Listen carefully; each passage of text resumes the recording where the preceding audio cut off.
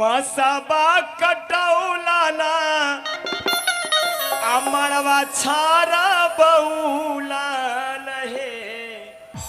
तो ही मेहमान बन लो, तो मेहमान रखो ने। अरे जनक जी के मेहमान तो हमरो मेहमान न लो, पगड़िया बांध ला तनी। तो मड़वा गड़े में कुछ सोरा चाहवो करे कि पैसा लीजिएगा कि गाय भैंस दहेज में कुछ लीजिएगा, वो फरमाइश कीजिए। बकरी। हा। अच्छा तो ही बोलो मेहमान, बकरी हम रखो ही नहीं। अरे दोसर कुछ बोलो। अब यकवा कागल गिर के कोची मांगिए। अब सोच रहलखिन कि हम हो सके हल्का मांगिए, ये मांग लखिन बकरिया। हमरा देवे के मन हले कुछ और बढ़िया बढ़िया चीज। कोची लभो भैंस। आवरी ठीक कहलखो, भैंस लभो। अच्छा ठीक है, तोरा सब कुछ मिलते, लेकिन अभी जे विधनमा है ने, तो विधनमा आगे बढ़ावो ना, तोरा मिल जीते। अभी तब तक भाई कार्यकर्ता लोग हैं तो कुछ बयाना इनको दे दीजिए, कुछ रहे तो दे दीजिए। कोई भी लोग दे सकते हैं इनको। अब यही मंडप करिए, देखिए यही है। अरे कांचे कांचे बसबा कटौलाना मड़ा बाछरौलाना आहे गोवारा से मारा बन पौलान काला साधारौलान है।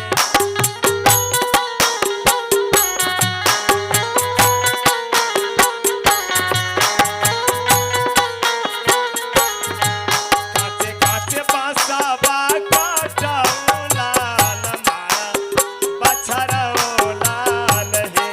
काचे काचे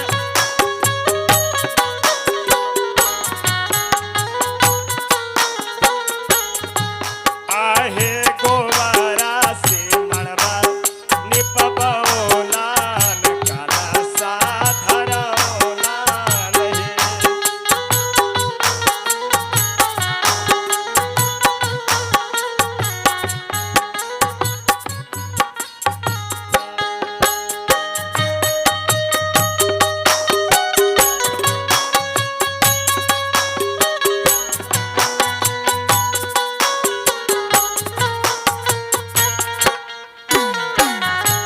कहबा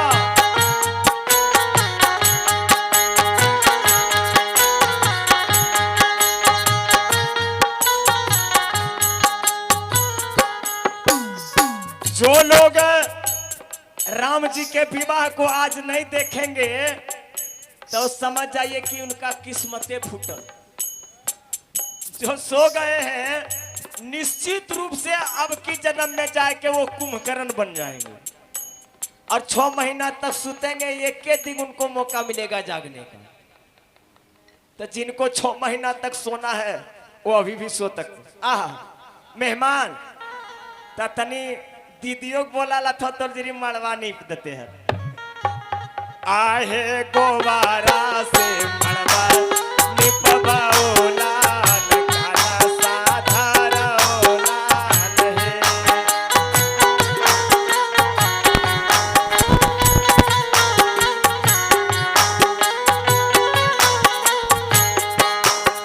ए मेहमान मेहमान मेहमान दीदियों तरी बोलान लो।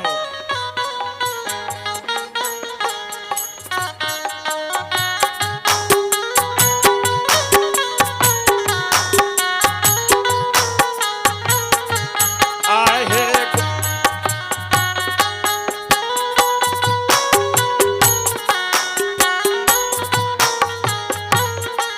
आहे गोवारा से मड़वा निपबौलान काला साधारौलान है।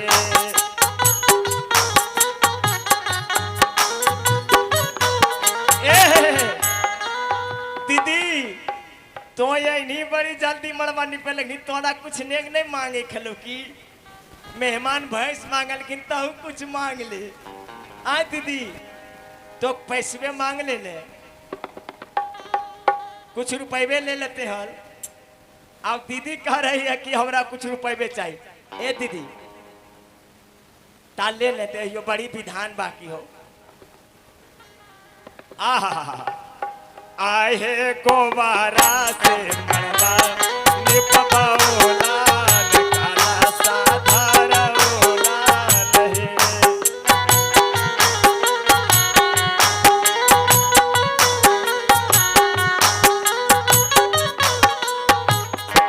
आहे ताही बीचाबई फल बेटी से बेटी दुलार तो बेटी है।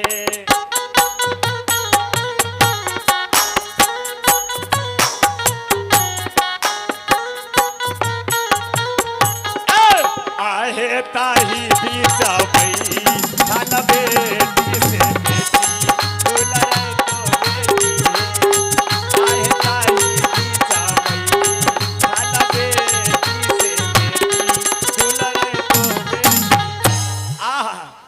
इस तरह से मंडप का कार्यक्रम जब हो गया ना तो मैया सुनैना लगी कहने की हे दीदी एक काम तनी यार कर दहो ने, मेहमान अभी ये जन है कि तनी तल धोइया कर दहो।